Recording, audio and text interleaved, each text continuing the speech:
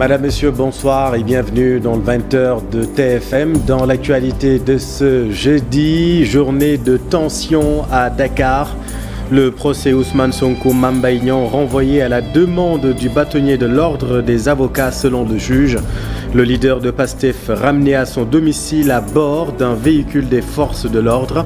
Récit d'une journée émaillée de troubles. On vous explique tout dans un instant. Grève de la méga-coalition And Guessem, le programme de vaccination se poursuit à Pikine. L'infirmière chef de poste alerte les parents. Les détails dans cette édition. Et puis à suivre notre rubrique Les bonnes feuilles de la rédaction, zoom sur l'ouvrage Tourbillon, premier roman de l'auteur Oumar Sow. Note de lecture en fin d'édition.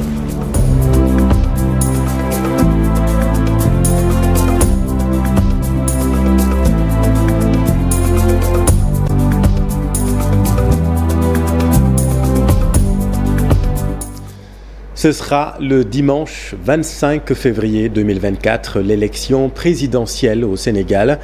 Dans un communiqué, le ministre de l'Intérieur informe les citoyens et les acteurs politiques que la présidentielle de 2024 aura lieu le dimanche 25 février. Retour du tribunal émaillé de troubles pour Ousmane Sonko. Il a extrait de sa voiture. Il a été conduit chez lui à bord d'un véhicule des forces de l'ordre. Situation précédée par des échauffourées au niveau de la Corniche Ouest. Explication Mamadou Fall. Ousmane Sonko a eu un retour très mouvementé après son déferment à la convocation au tribunal de Dakar pour les besoins de son procès contre Mame Mbaye Niang sur l'affaire Prodac. Son cortège a été bloqué juste à l'entrée du tunnel de Soumbédioune avant d'être sommé d'emprunter ce passage par les forces de défense et de sécurité. Tunnel qu'il traverse après un refus, mais à sa sortie, son convoi est de nouveau bloqué. Cette fois-ci, il lui est demandé de descendre de son véhicule. Refus catégorique, mais le vitre de sa voiture a été cassé. Ousmane Sonko extrait de son véhicule et mis dans celui des forces de défense et de sécurité. Son avocat, maître, une situation que déplore son avocat. J'ai lancé un message au président de la République Macky Sall. C'est lui qui est garant de la sécurité de tous les citoyens. Actuellement, ce qui se passe est inadmissible. Il sera responsable de tout ce qui pourrait arriver à Ousmane Sonko. Il y a une véritable provocation des forces de défense et de sécurité. Volontairement, ils ont obstrué le passage. Ils ont mis des véhicules blindés et ont forcé le convoi de passer sous un tunnel, sans sécurité. Et lorsque nous sommes sortis du tunnel, il y a encore d'autres barrages. Et là, nous ne pouvons ni avancer, ni reculer. C'est les traquenards dont je parlais. Maintenant, ils essaient de faire sortir le président coûte que coûte du véhicule et ce serait un véritable kidnapping. Et ils sont décidés à tout. Ils sont prêts à défoncer la portière du véhicule ou à casser les vitres. Le président du parti PASTEF finalement déposé chez lui. Le rue menant chez Ousmane Sonko barricadé. Même ses tentatives de rallier le siège de son parti pour la tenue d'une conférence de presse annihilée. Ousmane Sonko a été gazé de nouveau à la cité Keur Gorgui. Et le parti PASTEF dénonce la méthode employée par les forces de l'ordre. Pour Birame Souleye Diop, ces actes bafouent les libertés de leurs candidats. La volonté n'a jamais changé. Elle a toujours été d'empêcher le parti PASTEF et son leader de constituer un opposant simple au pouvoir en place, simplement. Et dans cette voie d'interdiction, dans cette voie de destruction de ce que nous sommes en train de construire, tous les actes imaginables ont été posés. De la diabolisation aux menaces, aujourd'hui, on passe d'actes incompréhensibles, sans base légale, sans fondement, et dans lesquels on retrouve un pouvoir dit indépendant. Et ce qui s'est passé aujourd'hui au niveau du tribunal est plus qu'alarmant et à tout point de vue. On a appris à l'intérieur du tribunal que dans ce processus, il y avait des documents utiles à assurer la défense du président Ousmane, des éléments qu'on a cachés pendant toute cette période-ci, qu'on a voulu remettre à la défense aujourd'hui pour leur accorder juste une demi-heure. En mars, on lui interdisait de passer par une voie. Donc il n'a plus la liberté, lui, quand il est convoqué, c'est le seul Sénégalais à qui on interdit de choisir une route ou une voie. La liberté de circuler. Qu'est-ce qu'on fait de la liberté de circuler? Il est le seul à qui on interdit. En mars 2021, c'est la même chose. Aujourd'hui, c'est encore la même chose. Mame Mbaye Niang continue de nier l'existence d'un rapport qui l'épingle. Le ministre soutient mordicus l'inexistence de ce rapport. Selon lui, Sonko a commis l'erreur de le citer dans cette affaire. Parce que c'est un procès tout à fait ordinaire, donc nul besoin de compliquer les choses. Ousmane Sonko considère qu'il y a un rapport qui m'a épinglé en tant que sortant de l'ENA. Lui, il soutient mordicus qu'il y a un rapport de l'IGE qui m'incrimine. Il revient pour déclarer qu'il s'est trompé parce qu'il voulait dire que le dit rapport est de l'IGF. Il devait savoir que moi, en tant que ministre, je ne suis pas dans le champ d'action de l'IGF. Il ne peut donc y avoir de rapport. Avec ses avocats, ils estiment qu'ils doivent se préparer.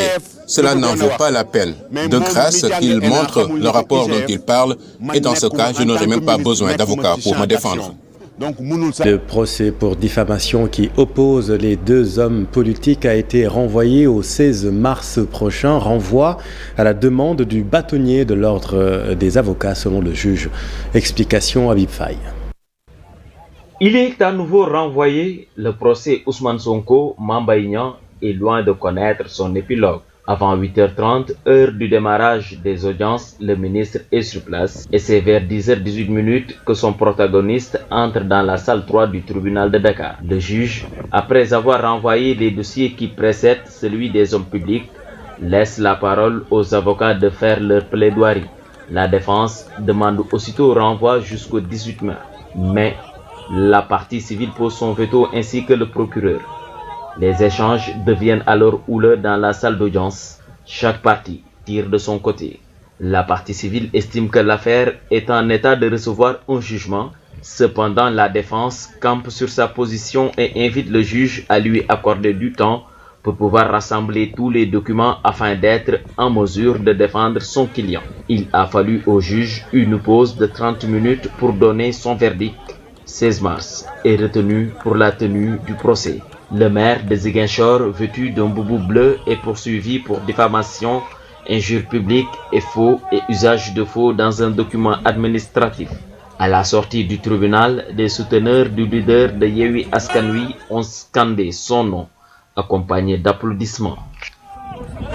Et très tôt ce matin, les partisans de Sonko ont rallié le palais Lat Dior. Vous allez le voir, la sécurité était bien présente également à la Sanba.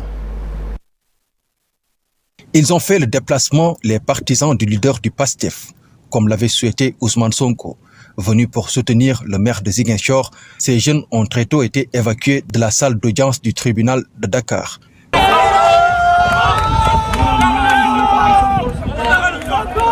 Ces militants et sympathisants du membre de Yewwi Askan Wi ont décidé de se placer aux abords du tribunal, des abords occupés par les forces de défense et de sécurité. Un impressionnant dispositif pour parer à toute éventualité. Face à de jeunes manifestants très déterminés, les forces de sécurité ont de temps en temps fait usage de gaz lacrymogène pour disperser ces foules. Ces jeunes sont catégoriques. Il n'est pas question de laisser passer ce qu'ils qualifient de procès de diversion.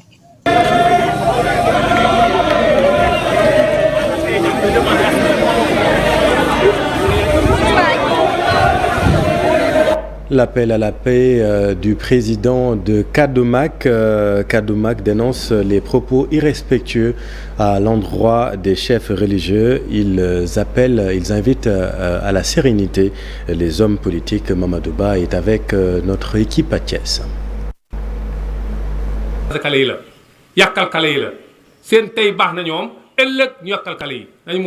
Toutes ces polémiques et disputes ne nous mènent à rien, sinon gâcher l'avenir de la jeunesse et de ce pays.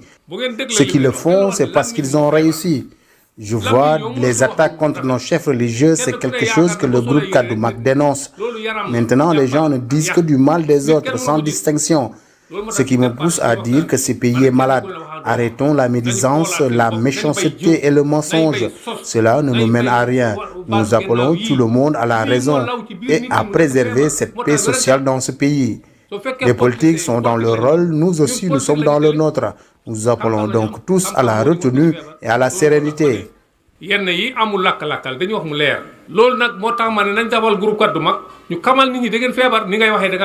La tension politique perceptible également sur les réseaux sociaux. Les politiques l'ont compris, contrôler et dominer les réseaux, c'est asseoir son idéologie politique. Vous allez le voir, la bataille fait rage. Moussa Mané. Ils sont devenus presque indispensables dans la vie de l'homme. Les réseaux sociaux sont au centre des activités de beaucoup d'individus. Une magie qui semble de nos jours attirer beaucoup de leaders politiques. Un collectif de journalistes a révélé qu'une société israélienne aurait influencé des dizaines d'élections dans le monde, notamment en Afrique, grâce à la magie des nouvelles technologies de l'information et de la communication. Ces outils-là, donc c'est des outils qu'actuellement même qui sont utilisés par des politiciens, même au Sénégal. Donc ce n'est même plus un outil, il y a même des plateformes maintenant qui permettent aux gens d'acheter des personnes virtuelles dans les réseaux sociaux. Donc ces personnes virtuelles-là vont aider la personne à partager ses contenus, à créer des fake views, c'est-à-dire quand tu fais un live, tu as l'impression qu'il y a 17 000 personnes qui suivent. En réalité, les 10 000, peut-être que c'est des personnes qui n'existent pas. Acheter des vues sur Internet pour se faire une audience auprès de l'opinion publique, telle est la nouvelle pratique de certains leaders dont l'unique but est de manipuler. Là, derrière moi, vous avez vu, donc c'est carrément une plateforme qui propose la vente de vues, de partage et de likes sur Internet. Donc là, si tu veux avoir 10 000 vues en direct, donc tu payes $419. C'est très simple. N'importe qui peut avoir accès à ça. Et malheureusement, donc c'est dangereux parce que les réseaux sociaux commencent à devenir ce qu'on appelle des outils de manipulation de masse. Et les hommes politiques ont compris cela. Donc c'est pourquoi ils font recours à ce type de pratique. Je me dis juste qu'ils ont saisi l'opportunité. Ils ont saisi l'opportunité, ils ont saisi la bonne. Voilà, donc aujourd'hui vous êtes conscients que tous les jeunes sont connectés. Vous, devant moi, vous avez Instagram, vous avez Twitter, vous avez WhatsApp. Donc pourquoi ne pas utiliser cela? C'est une opportunité qui est là devant eux et qu'ils ont su bien prendre. La popularité de Donald Trump avait suscité beaucoup d'interrogations dans le monde. Son arrivée au pouvoir doit beaucoup à l'influence des réseaux sociaux.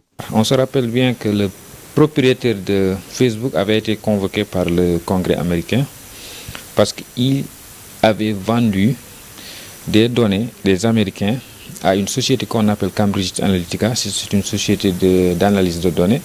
Alors cette société a pris ces données-là et sur chaque citoyen américain, ils ont réussi à sortir 10 000 points de données. Donc ils sont allés jusqu'à comprendre comment pense un Américain lambda. Maintenant, ils ont pris ces données-là, ils ont vendu ça à Donald Trump. Donc Donald Trump s'est basé sur ça pour axer sa campagne et sa communication sur la base de ces données-là collectées par Cambridge Analytica via Facebook pour gagner les élections. Donc toujours la magie des réseaux sociaux.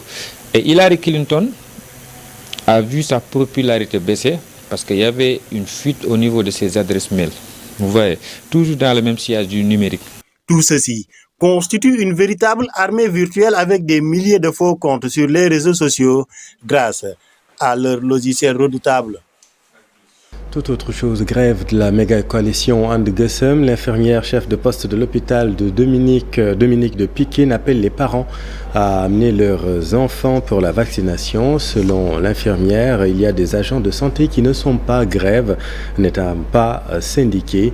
Écoutons Kenza Boudouda avec notre équipe à Pikine. Voilà, nous sommes là présentement parce que il y a deux syndicats, il y en a ceux qui font partie de And Gueusseum sont en grève, d'autres ne sont pas en grève. Les gens que vous voyez là ne font pas partie de And Gueusseum, c'est pourquoi ils sont là. Mais si leur syndicat décrète un mot d'ordre, ce sera respecté. Oui, je leur dis de venir, nous continuons le travail parce qu'il y a des gens qui sont là. Oui, les parents qui amènent leurs enfants à la vaccination, il y a un personnel qui est là pour ça. Ouais, une partie, bien le syndicat est en grève, l'autre partie n'est pas en grève. Donc, ni n'est en grève, ni grève, ni fait liggéey. Assise nationale du Conseil national du patronat, thème retenu Dakar, place financière de référence. L'occasion d'évoquer les difficultés que rencontrent les entreprises. Compte rendu Fatou Bintou Conté. Les assises de l'entreprise ont vécu et pour cette année, le Conseil national du patronat CNP s'est penché sur la thématique de Dakar, place financière de référence. Je dois dire que Dakar, place financière de référence, toutes les conditions sont réunies car notre pays dispose de l'écosystème global approprié. Mieux, des plateformes financières africaines ont déjà un œil ouvert sur ce que nous entendons réaliser. Je précise que notre projet vise la complémentarité et non la concurrence avec les places financières africaines existantes. Un moment aussi de plaidoyer pour les entreprises sénégalaises afin de sortir de l'ornière. Dans le contexte actuel, Monsieur le Premier ministre, nos attentes sont celles de l'entreprise vis-à-vis du gouvernement sont fortes. La dette intérieure, les créances issues à date augmentent et leur soutenabilité se pose de plus en plus dans des secteurs d'activité tels que le BTP, les infrastructures, les produits pétroliers, l'agro-industrie et divers services. Le chef de l'État s'est beaucoup investi pour faciliter l'accès des privés nationaux dans les projets IPP ainsi que les infrastructures pétrolières, portuaires et gazières.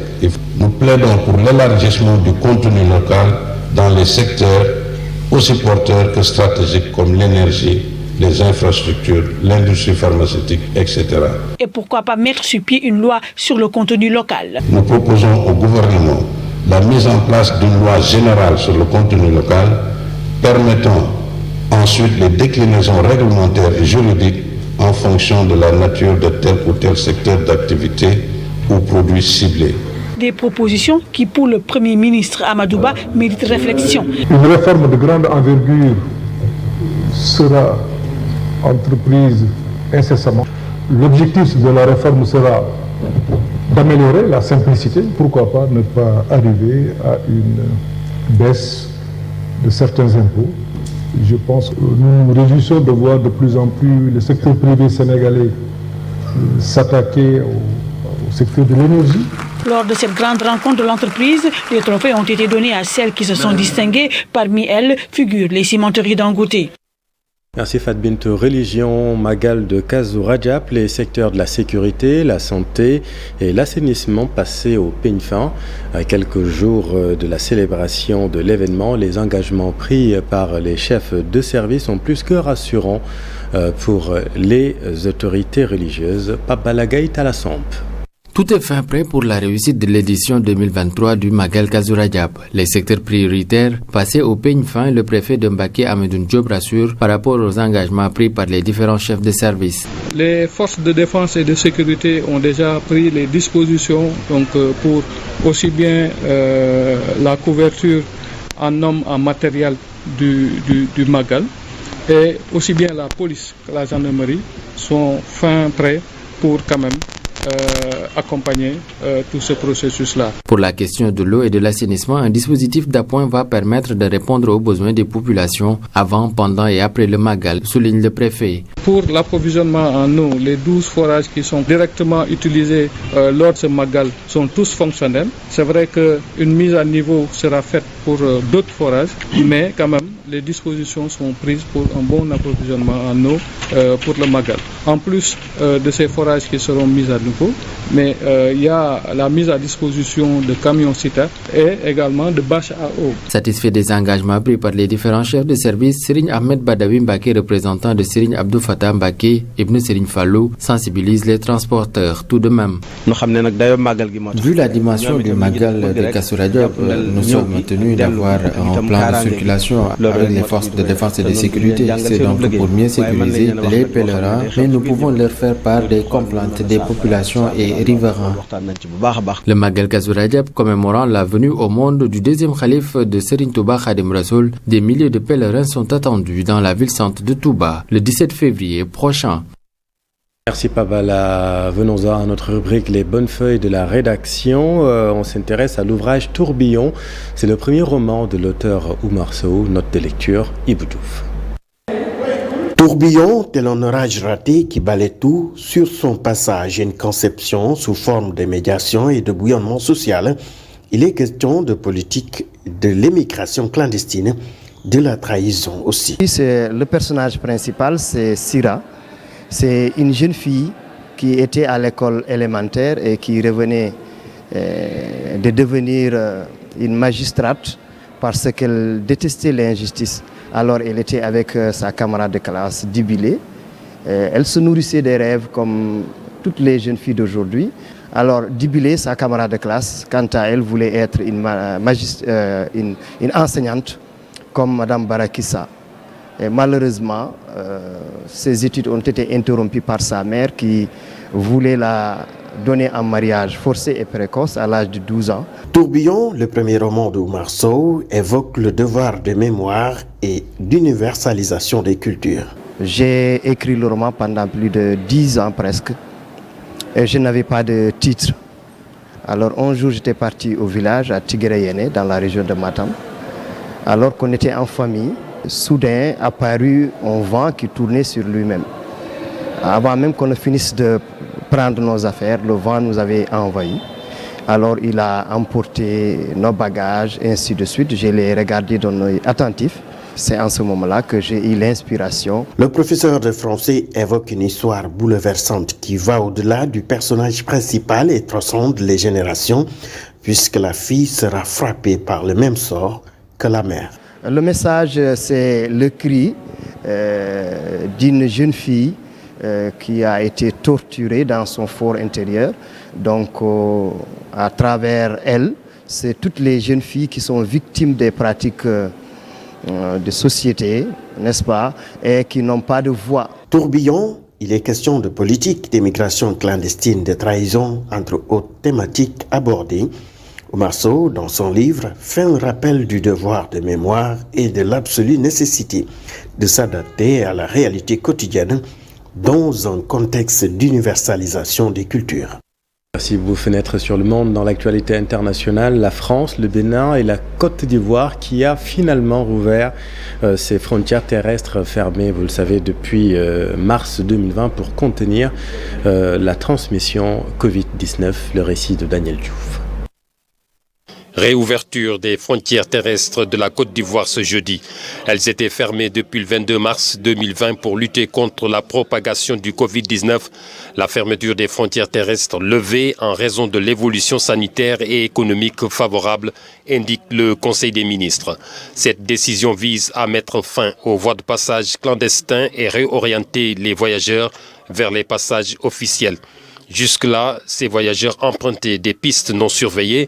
Le dernier Conseil national de la Côte d'Ivoire de 163 000.